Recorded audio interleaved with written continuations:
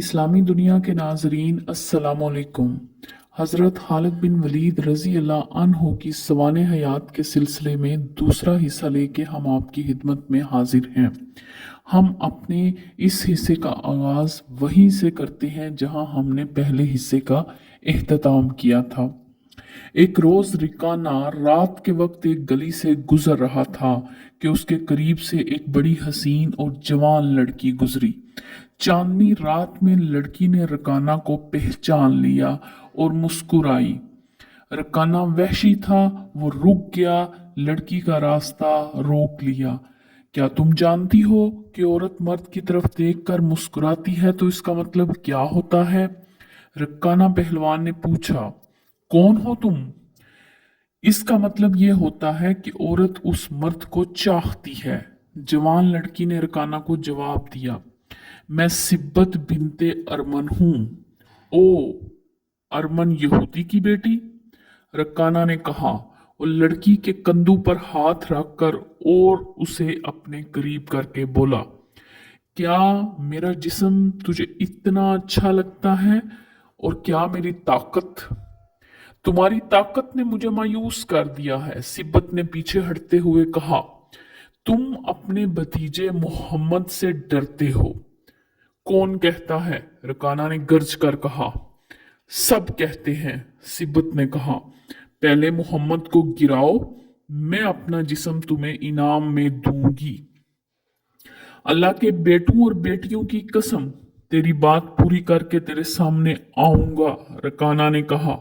लेकिन तूने गलत सुना है कि मैं मोहम्मद से डरता हूं। बात यह है कि मैं अपने से कमजोर के साथ लड़ना अपनी तौहीन समझता हूं, लेकिन तेरी बात पूरी करूंगा। मशहूर मौरख इब्ने हशाम ने लिखा है कि रसूल करीम सल्लल्लाहु अलैहि वसल्लम ने खुद रकाना पहलवान को कुश्ती के लिए ललकारा था, लेकिन दूसरे मौरख इब्नुल असीर ने जो शहादत पेश की है वो सही है कि रकाना ने रसूल खुदा को कुश्ती के लिए ललकारा और उसने कहा था, मेरे भाई के बेटे, तुम बड़े दिल बड़ी जुर्रत वाले आदमी हो। मैं ये भी जानता हूं कि तुम झूठ बोलने से नफरत करते हो, लेकिन मर्द की जुर्रत और सदाकत का पता अखाड़े में चलता है।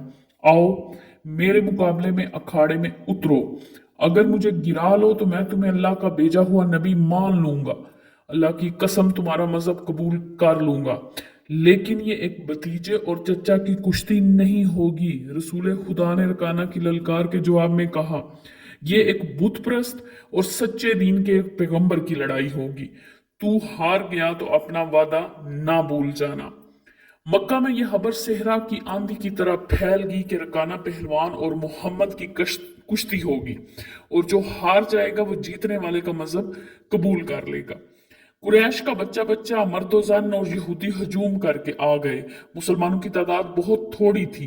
वो तलवारों और बर्छियों से मुसल्ला होकर आए क्योंकि उन्हें खतरा महसूस हो रहा था कि कुरैश कुश्ती को बहाना बनाकर रसूल खुदा को कत्ल न कर दें।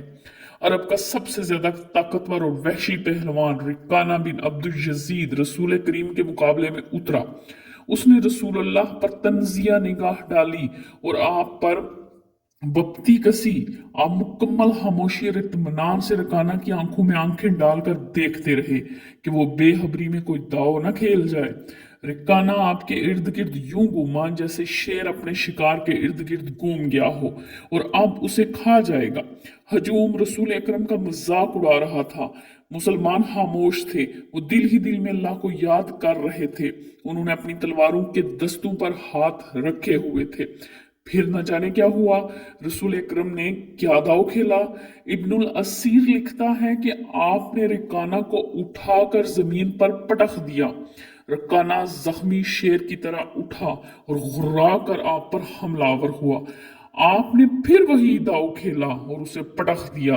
वो उठा तो आपने उसे तीसरी बार पटका। बारी पर कम जिस्म 3 बार पटका गया तो कुश्ती जारी रखने के काबिल ना रहा। रिकाना सर झुकाकर अखाड़े से निकल गया। हजूम पर सन्नाटा तारी हो गया। अब मुसलमान नंगी तलवारों और बर्छियों हवा में लहरा लहरा और उछाल उछाल कर नारे लगा रहे थे। चच्चा रकाना, रसूलुल्लाह ने ललकार कर कहा, अपना वादा पूरा करो और यही ऐलान करके आज से तू मुसलमान है। रिकाना ने कबूल इस्लाम से साफ इनकार कर दिया। ये ताकत जिस्मानी नहीं थी।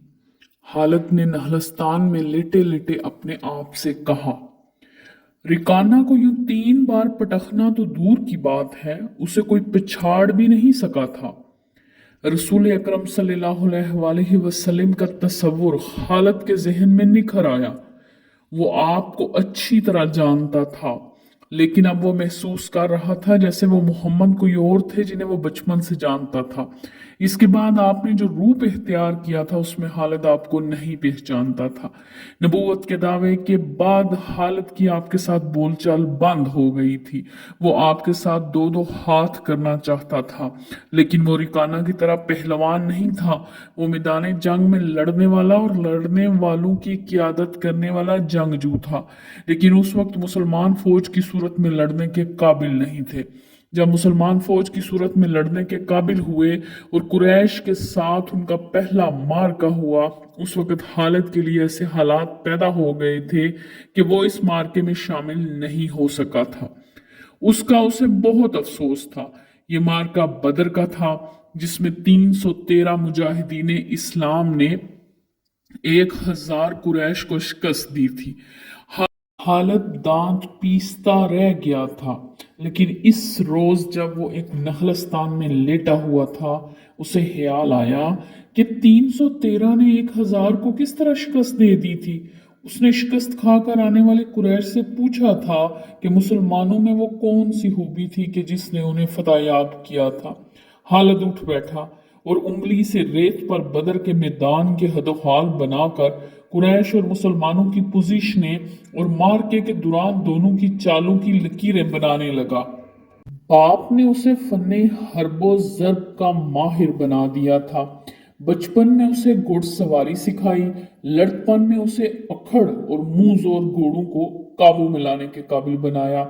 जवानी में वो शख्स सवार बन चुका था, शुतर सवारी में भी वो माहिर था। उसका बाप ही उसका उस्ताद था।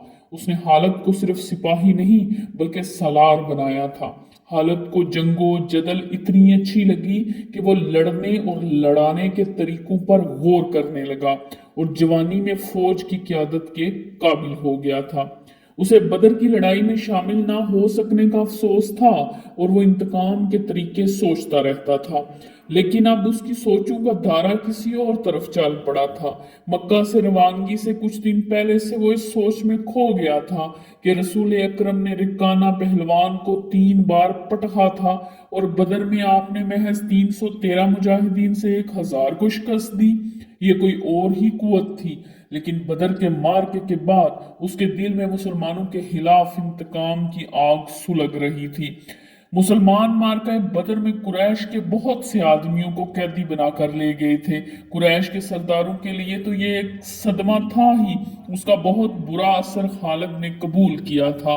उसे याद था कि जब बदर का मार्का लड़ा जा रहा था तो मक्का में कोई खबर नहीं पहुंच रही थी कि मार्के का अंजाम क्या हुआ। मक्का के लोग बदर की सिमत देखते रहते कि उधर से कोई सवार दौड़ा आएगा और फतह की खबर सुनाएगा। आखिर एक रोज एक शुतर सवार आता नजर आया। लोग उसकी तरफ दौड़ पड़े। सवार ने अरब के रिवाज के मुताबिक अपना कुर्ता फाड़ दिया था और वो रोता आ रहा था। बुरी खबर लाने वाला कासिद ऐसे ही किया करते थे, और जब लोगों के दरमियान पहुंचा तो उसने रोते हुए बताया कि अहले कुरैश को बहुत बुरी शिकस्त हुई है। जिनके अजीज रिश्तेदार लड़ने गए थे वो एक दूसरे से आगे बढ़ बढ़कर उनके मुतालिक पूछते थे कि वो जिंदा हैं, जख्मी हैं या मारे गए हैं। शिकस्त खुर्दा कुरैश पीछे आ रहे थे। मारे जाने वालों में 17 अफराद खालिद के कबीले बनु मखसूम के थे, और इन सब के साथ खालिद का खून का बड़ा करीबी रिश्ता था। अबू जहल भी मारा गया। खालिद का भाई जंगी कैदी हो गया था।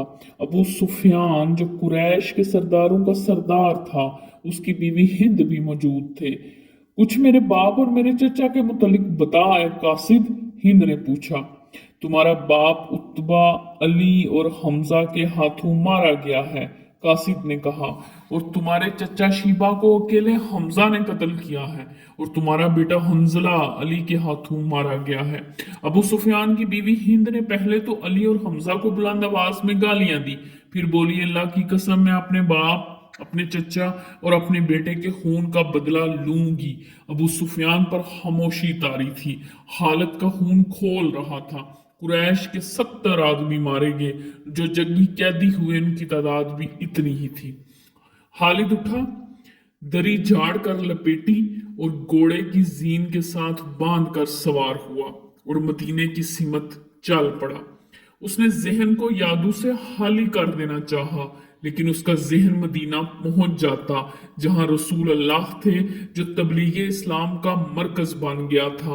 आपका ख्याल आते ही उसका जहन पीछे चला जाता और उसे वो मंजर दिखता जिनके खालिक हज़रत सल्लल्लाहु अलैहि वसल्लम थे। उसके जहन में हिंद के अल्फाज याद आए जो उसने अपने हामिद अबू सुफियान से कहे थे, मैं अपने बाप और चचा को भूल सकती हूँ। हिंद ने कहा था, क्या मैं अपने लख्ते जिगर हंजला को भी भूल जाऊं? माँ अपने बेटे को कैसे भूल सकती है? मैं मोहम्मद को अपने बेटे का खून माफ नहीं करूंगी। ये लड़ाई मोहम्मद ने कराई है, मैं हमजा और अली को नहीं बख्शूंगी। वो मेरे बाप, मेरे चचा और मेरे बेटे के कातिल हैं। मेरे खून को सिर्फ मेरे बेटे का कत्ल गरमा रहा है। अबू सुफियान ने कहा था, मुझ पर अपने बेटे के खून का इंतकाम फर्ज हो गया है। मैं सबसे पहले ये काम करूंगा कि मोहम्मद के खिलाफ जबरदस्त फौज तैयार करके उसे आइंदा लड़ने के काबिल नहीं छोड़ूंगा। मशहूर मोरख और वाक़े निगार वाकदी लिखता है कि अगले ही रोज अबू सुफियान ने तमाम सरदारों को बुलाया। उनमें ज्यादा तादाद उन सरदारों की थी जो किसी न किसी वजह से जंगे बदर में शरीक नहीं हो सके थे, और उनमें से हर एक का कोई ना कोई अजीज इस जंग में मारा गया था। सब इंतकाम का इरादा लेकर इकट्ठे हुए।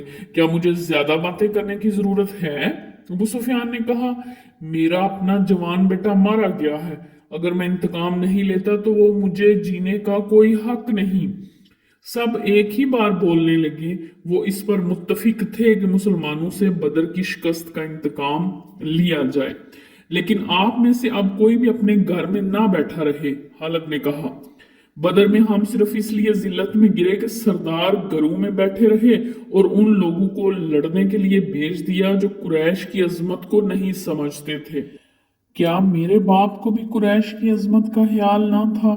खालिद के चचाजाद भाई अकरमा ने, जो अबू जहल का बेटा था, बरहम होते हुए कहा, क्या सफवान बिन उमैया के बाप को भी कुरैश की अजमत का ख्याल ना था? तुम कहाँ थे वलीद के बेटे? हम यहाँ एक दूसरे से लड़ने के लिए इकट्ठे नहीं हुए। अबू सुफियान ने कहा, खालिद, तुम्हें ऐसी बात नहीं कहनी चाहिए थी जिससे कोई अपनी बेइज्जती महसूस करे।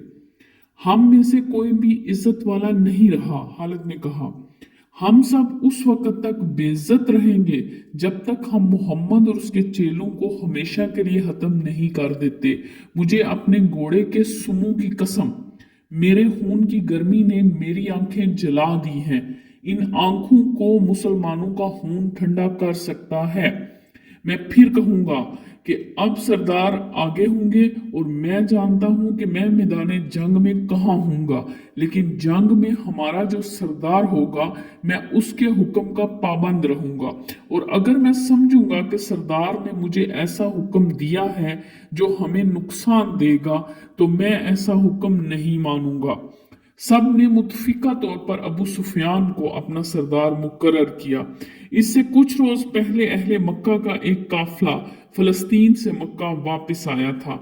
ये तिजारती काफिला था। मक्का के बाशिंदों खसूसन कुरैश के हर खानदान ने इस तिजारत में हिस्सा डाला था। इस काफिले में कमोबेश 1000 ऊंट थे। जो माल गया था उसकी मालियत 50,000 दिनार थी। काफिले का सरदार अबू सुफियान था, जिसने 50,000 पर 50,000 दिनार मुनाफा कमाया था। काफिले की वापसी का रास्ता मदीना के करीब से गुजरता था। मुसलमानों को पता चल गया। उन्होंने पूरे काफिले को गिरफ्तार करने का इरादा किया और एक मुकाम पर काफिले को घेरे में ले लिया। لیکن وہ زمین ایسی تھی کہ ابو سفیان نے ایک ایک آدمی اور ایک ایک اونٹ کو زمین کے نیچے اونچے حد و حال سے فائدہ اٹھاتے ہوئے گھیرے سے نکال دیا تھا۔